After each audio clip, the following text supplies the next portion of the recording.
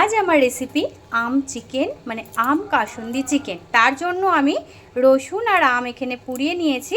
তো এই দেখো এখানে পোড়ানো হয়ে গেছে। আর আর এর মধ্যে তোমরা কাঁচা লঙ্কাও পোড়াতে পারো। আর দেখো আমি ভোট দিয়ে চলে এসেছি, তারপরে রান্নাটা সারছি। যেহেতু আজকে কার্তিক বাড়ি আছে, সেই জন্য ভাবলাম অন্যরকম একটু কিছু করি। তো এই যে 1 কেজি চিকেন এখানে রয়েছে। আর এদিকে দেখালামই আমার রসুন পুড়িয়ে নিয়েছি, এর সাথে তোমরা কাঁচা লঙ্কাও পুড়াতে পারো। চলো পরের নেক্সট স্টেপগুলো তোমাদের সাথে শেয়ার করি। এদিকে দেখো মিক্সার গ্রাইন্ডারে এটা আমি হাত দিয়ে কচলে নিয়ে নিলাম, যতটা পারলাম নিয়ে নিলাম। আটিটা তো আর দেওয়া যায় না, তো নিয়ে নিলাম। এবার রসুনগুলো ছাড়িয়েও এর মধ্যে নিয়ে নেব। তো চলো এবার নেক্সট স্টেপটা তোমাদের দেখিয়ে দিই। রসুনটা ছাড়িয়ে নিই। ওইদিকে আমটা রসুনটা পেস্ট করে নিয়েছি, তার সাথে 4-5টা কাঁচা লঙ্কাও দিয়ে দিয়েছি, লাল কাঁচা লঙ্কা, ঝাল কাঁচা লঙ্কা। আর এদিকে দেখো এবার মাংসের মধ্যে ওই পেস্টটা ঢেলে নিয়েছি, তার মধ্যে দিয়েছি নুন, তার মধ্যে দিয়েছি কাসন্দ কিন্তু অবশ্যই দেবে। তো এই কাসন্দ আর আম, কাঁচা লঙ্কা, রসুন পেস্ট আর নুন, এর মধ্যে দেবো হলুদ গুঁড়ো, লঙ্কা গুঁড়ো একটুখানি, আর জিরে গুঁড়ো। তো চলো এগুলো দিয়ে নিই। তো এর মধ্যে সামান্য পরিমাণে লঙ্কা গুঁড়ো দেবো, তার কারণ হলো লঙ্কা পেস্ট আমি দিয়েছি। এই যে সামান্য পরিমাণে দিয়ে দিলাম। এদিকে দেব এবার হলুদ, এই যে হলুদ নিয়ে নিয়েছি, আর একটুখানি দেব। তোমরা আন্দাজ মতো তো নুন হলুদগুলো দিয়েই দেবে।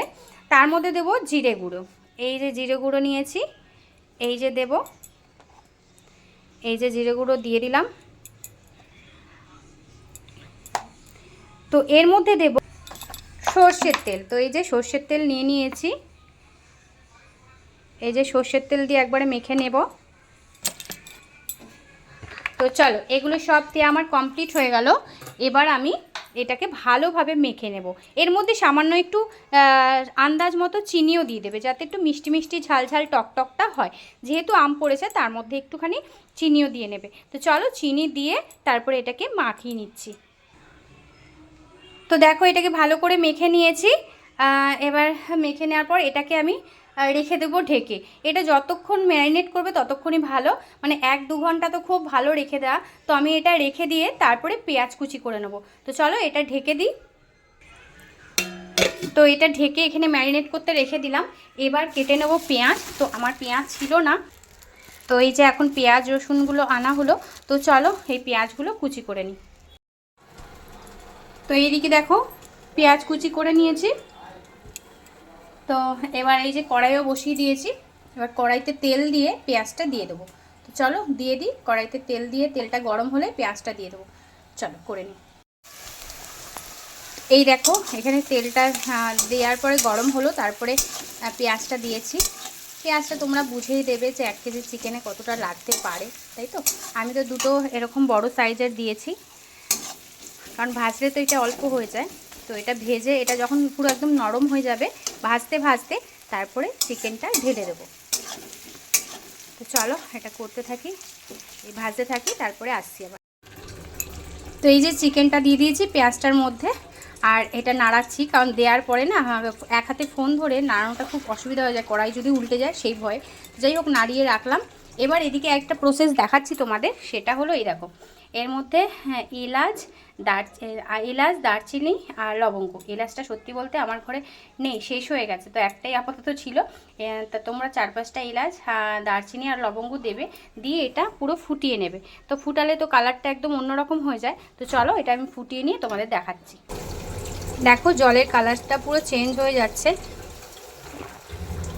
তো এটা আর একটু ডিপ হবে জলের কালারটা, তারপরে এটা ছেঁকে ওই চিকেনটার মধ্যে দিয়ে দেবো, তারপরে একদম সিম করে ঢেকে দেব। এদিকে দেখো জলের কালারটা এরকম হয়ে গেছে। আমি কি করব, আমি এই যে এটার মধ্যে যে চিকেনটা ম্যারিনেট করে রেখেছিলাম, তো এটার মধ্যে না দিয়ে আমি এটার মধ্যে দিয়ে একবারে জলটা ধুয়ে দিয়ে দেবো। তাহলে আমার এটাও ধোয়া হয়ে গেল, মশলাটা ধুয়েও দেওয়া হয়ে গেল। তো চলো এর মধ্যে ছেঁকে নিই জলটা। এই দেখো এদিকে ছেঁকে নিয়েছি জলটা, এই যে এর মধ্যে নিয়েছি ছেঁকে।